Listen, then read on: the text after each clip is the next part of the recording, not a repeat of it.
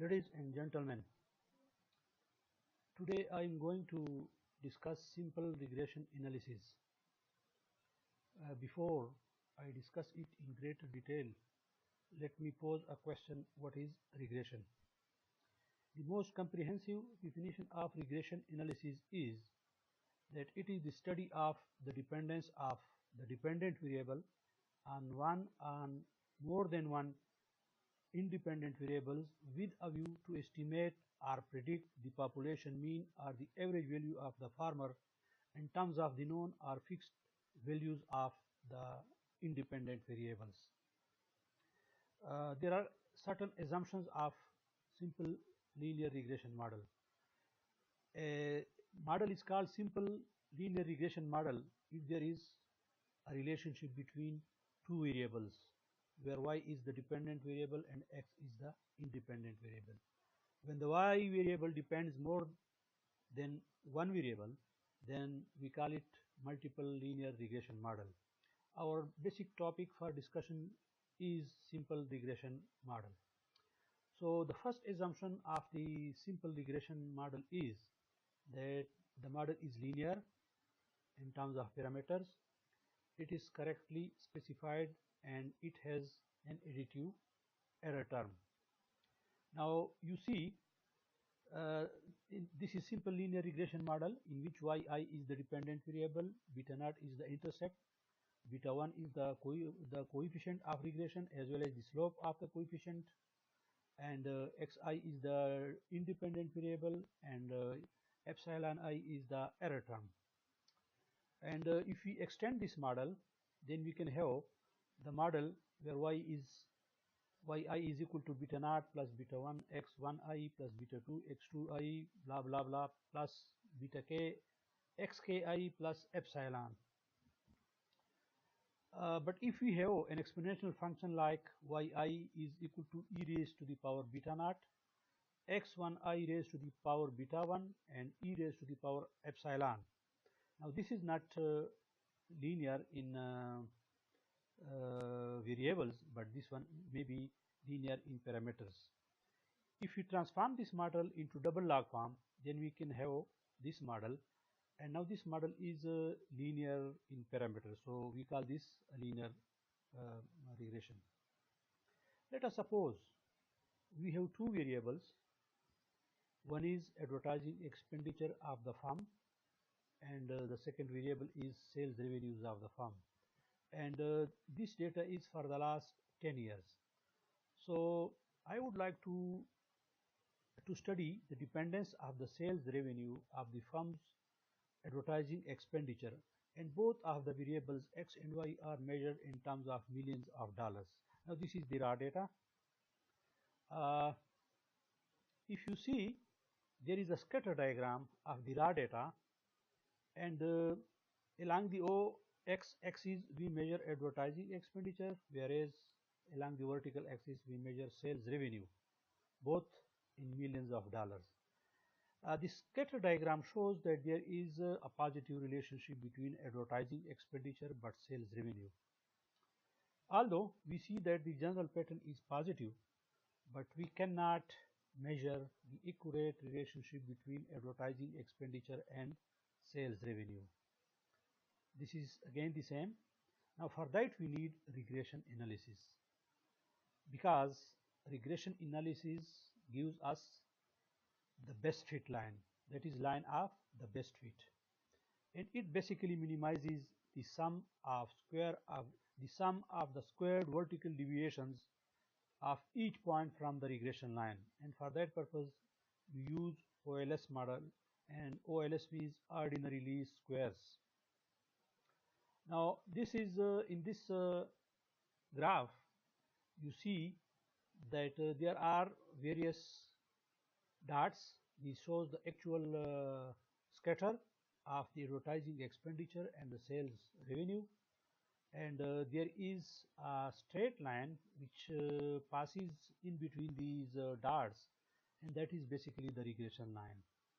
And you see the estimated regression equation which shows that yt hat is equal to 7.60 plus 3.53 xt. Now this is the observed relationship between the advertising expenditure and the sales revenue, where YT hat is the predicted sales revenue and 7.60 is the intercept or the constant of the regression, and 3.53 is the coefficient of the regression, which shows that if advertising expenditure increases by $1 million, then the sales revenue of the firm will increase by $3.53 million.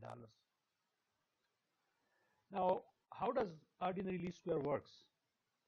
The original model is given by yt is equal to a plus dxt plus et, where et is the error term, and yt cap is equal to a cap plus b cap xt. This is the predicted or the estimated y variable, and the third equation et is equal to yt minus yt hat, that is the residual term, and that shows the difference between the observed y and the estimated y.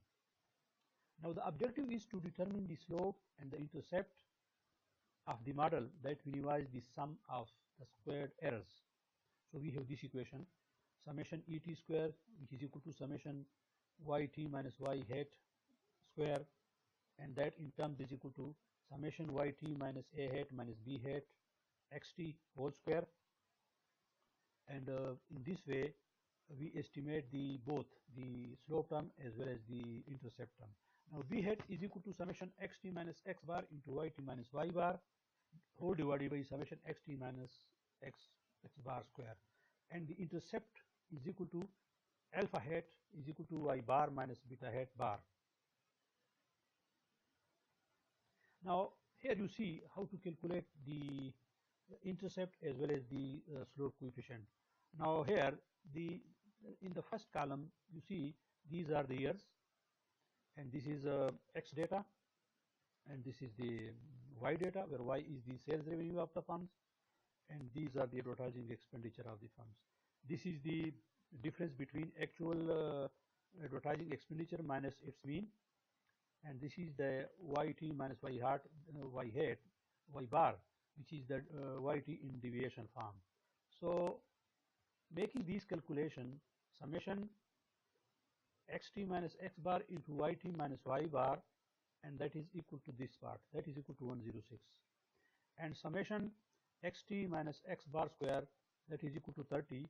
So we have this. So if you divide this by this, we get this value, because beta hat is equal to 106 divided by 30, and that gives us a value of 3.533, and the a hat or the intercept is equal to y bar is 50 here, and this is the 3.533 is the b hat, which is the coefficient of the regression, and 12 as the mean of the advertising expenditure. So if you divide 106 by 30, we get this, and if you put these values in the intercept formula, we have 7.60. These are the calculations, and then this is the standard error of the slope coefficient, standard beta hat. This is the formula, and if you put these values in the formula, the standard error of the slope coefficient is equal to 0.52. So here is the actual calculation. You can see you can do that manually, you can do that with the help of calculation, you can do that in Excel, or you can do that in SPSS. And then there is the t value of the coefficient, and that will be equal to the slope coefficient, which is 3.53, divided by the standard error of the slope coefficient, and that was equal to 0.52. So the t of the coefficient beta hat is equal to 6.79. So this shows that the coefficient of the advertising expenditure in estimating sales revenue of the firm is highly statistically significant, and the results are reliable. Then this is the decomposition of the sum of squares. So we have total sum of squares, this is total sum of square, and total sum of square can be divided into two portions. One is explained sum of square, and the other is unexplained sum of square. This is again the regression equation, that is the intercept that you saw earlier. This is the slope coefficient, which is equal to 3.53. This is xt, which is the independent variable, and the independent variable here is advertising expenditure, and this is the predicted sales revenue. So this equation means that if there are no advertising expenditure, then on the average, the sales revenue of the firm will be equal to $7.60 million. And this coefficient shows that if the advertising expenditure increases by 1 million, then the sales revenue of the firm will increase by $3.53 million. This is a coefficient of determination, and the coefficient of determination formula is this. And if you divide this by this, it gives us 0.85. So the coefficient of determination for this model is 0.85, and it means that 85% of the variation in the sales revenue of the firm is explained by the advertising expenditure, and 15% of the variation is unexplained, that is due to some other variables which are not included in this model. These are the actual calculation to estimate the coefficient of determination. This is how we calculate the coefficient of determination, R square. And if you take the square root of coefficient of determination, then you get simple R, and that is the coefficient of correlation, and that basically shows the strength or the degree of linear association between X and Y. I hope you might have understood this, and in another video I will explain multiple linear regression model. Thank you very much.